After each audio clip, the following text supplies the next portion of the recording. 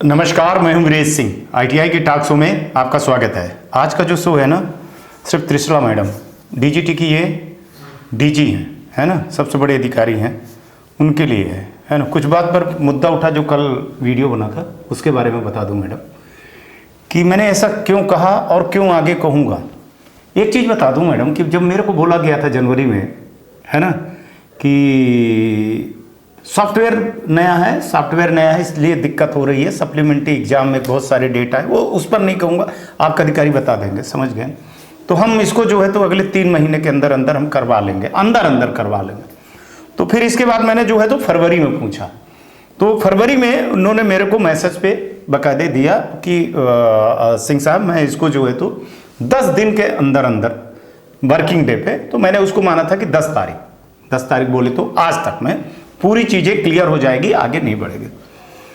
लेकिन उसमें देखा गया कि हमने उस पर कोई नहीं उठाई, एग्जाम पर कोई हमने सवाल नहीं उठाया। मैं आपको पूरा विस्तार से बताता हूं। सवाल यह उठाया कि 2 दिन आपका पेमेंट नहीं हुआ। अब कौन सा वो फूट गया, 2 दिन नहीं हुआ तो पेमेंट नहीं हुआ, तो पेमेंट तो आपने डेट बढ़ा दिया 11 तारीख तक, तो क्या दिक्कत हो गई? कोई दिक्कत नहीं हुई मैडम, अगर आप देखेंगी तो कोई दिक्कत नहीं हुई, है ना। सरकारी कर्मचारी हैं, प्राइवेट कर्मचारी हैं, जिनको जब है तब आना पड़ेगा, आपके उसमें है। पर एक चीज बता दीजिए कि इंसानियत क्या कहती है। इस समय पर होली आने वाली है और हमारे देश में कितने ऐसे प्राइवेट सेक्टर हैं जो एक स्टेट से छोड़ करके दूसरे स्टेट में नौकरी कर रहे हैं, जॉब कर रहे हैं। अब वो 11 तारीख तक, मतलब माने 12 तारीख तक कुल मिला करके नहीं हुआ, तो अभी वो बैठे रहेंगे। उनके जो वो कह रहे हैं कि भैया जब तक पूरा नहीं हो जाए तब तक छुट्टी नहीं। माने मेरा ये कहना मतलब है कि होली में अपने घर वो इंस्ट्रक्टर फैकल्टी ना जाए, तब तक बैठा रहे जब तक फीस ना जमा हो। ये मैं एग्जैक्ट गुस्सा मेरा ये। दूसरा गुस्सा मेरा ये है, इस समय पर जो मुस्लिम भाई हैं मेरे, वो भी आईटीआई चला रहे हैं, वो रोजा रखे हुए हैं, है ना। उनका नहीं है कोई छुट्टी का मसला, चलिए हम मान लेते उनका छुट्टी का मसला नहीं है, रोजा रखे हुए हैं, ठीक है ना। तो वो पूरा दिन स्वाति नक्षत्र के जैसे बैठे रहे कि कब होगा, कब करेंगे, कब नहीं करेंगे। हमारे एक दोस्त हैं, बड़े अच्छे दोस्त हैं, है ना, उनके अभी फादर खत्म हो गए, बीच में ही खत्म हो गए थे, कुछ चल रहा था तभी खत्म हो गए।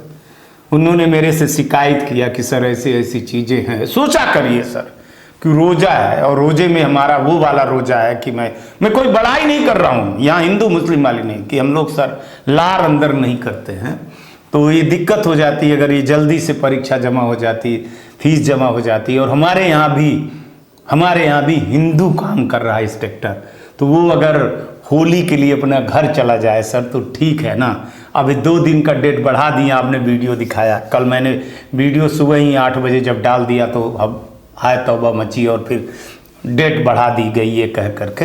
तो मैडम मैं वही कहने आया हूं कि सवाल जब सिस्टम से हट करके कुछ व्यवहारिक चीजें होंगी ना, अव्यवहारिक जिसको कहते हैं, उस पर मैंने सवाल। मैं खुद जानता हूं कि एक सॉफ्टवेयर बनने में कितना टाइम लगता है, कितना क्या लगता है, और अभी भी मैं मैडम यही सवाल उठा रहा हूं कि अभी आधी अधूरी तैयारी के साथ में एग्जाम क्यों करवाया जा रहा था। अगर ये सब चीजें थी कि तो परीक्षा फीस आप एक काम कर देते, बढ़ा देते, आप क्या है बढ़ा देते, इसको 20 तारीख तक कर देते, वो अपना रोजा वाले रोजा भी कर लेता, लोग आते चले जाते, सब कुछ कर लेते, जाता 2 दिन कर लेता। इस समय पर ट्रेन में वैसे नहीं मिलती है। अब बताइए, बिहार का आदमी बंगाल में काम कर रहा है, राजस्थान का आदमी पंजाब में काम कर रहा है, कई साउथ के आदमी दूसरे जगह पे काम, तेलंगाना के आदमी हैदराबाद में कर रहा है, हैदराबाद का बेंगलोर कर रहा है, वो दुनिया भर कर रहा है, कोई जम्मू कश्मीर में कर रहा है। 3 दिन आने 3 दिन जाने में 6 दिन तो जाएंगे। उनके बारे में कौन सोचेगा मैडम। हम आईटीआई संचालक की बात नहीं कर रहे हैं, हम आपकी बात नहीं कर रहे हैं, लेकिन जो वहां काम कर रहा है उसके बारे में भी तो सोचिए, जो 6,000 7,000 पाता है बेचारा, और साल में 1 बार या 2 बार दिवाली और होली में जाता है वो। अब अभी ये हो गया कि अब प्रिंसिपल साहब आप नहीं जाओगे।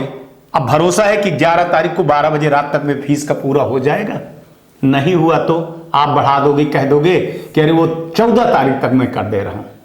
अरे आप तो दिल्ली में हो ना, आपकी फैमिली है, तो आप क्या जानो कि जाने में क्या होता है, कितना टाइम लगता है, क्या ट्रेन मिल जाएगी, बस मिल जाएगी। सब आदमी हिंदू अपने उसमें जाता। मैं यहाँ हिंदू मुस्लिम करने नहीं आया हूँ, साफ साफ बोल रहा हूँ। मैं व्यवहारिक चीज बताने आ रहा हूँ कि जो इंस्ट्रक्टर है वो बेचारा क्या करेगा। हर जगह जो है तो वहीं पर तो नहीं मिलते हैं। अगर 10 लोग हैं तो 10 लोगों के लिए ये चीज क्यों किया गया। इसीलिए मैं मूर्ति पर सवाल उठाया था। और मैडम आप नाराज हैं, ठीक है, नाराज होते रहिए, जो कार्रवाई करना है वो कार्रवाई करते रहिए, लेकिन मैं मूर्ति पर सवाल उठाऊंगा कि ये आदमी 8वीं क्लास की एग्जाम नहीं ले सकता है। इतनी देर के बाद जो जनवरी में करवाना था, आप उसको फरवरी छोड़ दिए, आप उसको मार्च अप्रैल में लेकर के चले गए। इतना काम इतना लेट चलेगा। और इतने लेट के बाद आपको जो है तो रात को सोते रहते हो, फिर अब आगे चला जाए। भगवान मालिक है। अभी भी लोग आज हमको बोल रहे हैं, आज हम थोड़ा सा देर से उठे, कल रात को हम कहीं बाहर थे, है ना, मैच देखने के लिए नहीं गए थे, हम बाहर गए थे, ठीक है ना, हम ये सब अपनी जवाबदारी निभाते। अभी मैंने सुबह 11 बजे आया तो ये न्यूज बना करके मैं दे रहा हूँ। हमने सुना, हमारे पास फोन आने लगे कि डीजीटी के अफसर की सबकी वक्र दृष्टि चढ़ गई तो चढ़ गई, नोटिस दीजिए, जवाब दूंगा मैं, बताइएगा मेरे को। ये डरने वाले में से तो मैं थोड़ी हूं कि मैं डरूंगा। चलिए, स्टूडेंट की फीस भरी होगी, उन फैकल्टियों को क्या देखेंगे, कहां से देख लेंगे। बैंक में भीड़ है, क्या भीड़ है, बल्क में। अभी एक कोई बता रहा था कि सर एक एक करके जो है तुम हो रहा है, बाकी करके नहीं हो रहा। अभी भी वो दिक्कत हो रही, कई दिक्कत हो रही, कई लोगों की लिस्ट में वो नहीं है। और दूसरा जो सबसे बड़ा सवाल उठाया था मैडम मैंने, कि चलिए सब चीज भी अभी मान लिया, एक चीज जो लड़के ग्रीवांसेस किए हुए हैं, और मान लीजिए कि ग्रीवांसेस में लड़के पास हो गए, फिर आप तो यहां सप्लीमेंट्री दिखा रहे हो। प्रैक्टिकल की बात कर रहा हूं जिसमें 0-0 और एब्सेंट आ रहा है, जिसको अब जो जानबूझ करके फेल किया तो फेल किया। तो मैं ये क्लियरिफिकेशन करने आया हूं मैडम, मैं डरने वाला किसी से तो हूं ही नहीं, और ना मैं डरता हूं, और ना ये चैनल मेरे घर की रोजी रोटी है।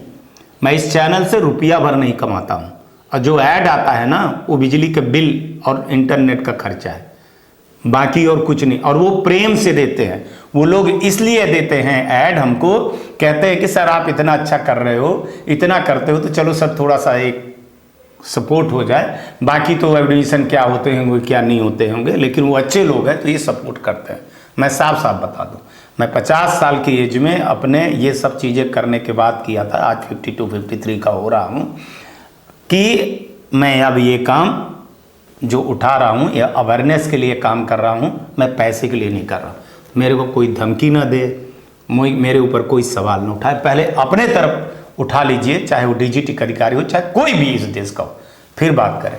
मैं पोल खोलने बैठ जाऊंगा ना तो जवाब नहीं दे पाएंगे कोई भी, चाहे वो ITI वाले हों और चाहे स्टूडेंट वाले भी हों, है ना। अभी बहुत सारे स्टूडेंट का आया है कि बिहार के करीबन 75% ऐसी ITI है पटना की।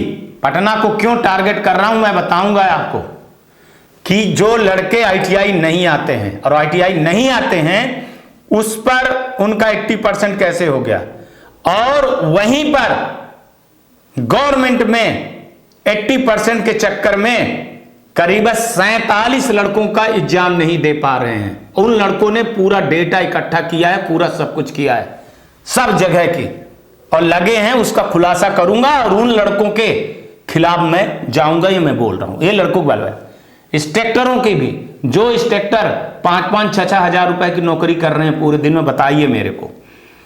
जो डायरेक्टर इस तरह के फर्जी एडमिशन कर रहे हैं और लड़के नहीं आ रहे हैं, उनको भी दिखाऊंगा।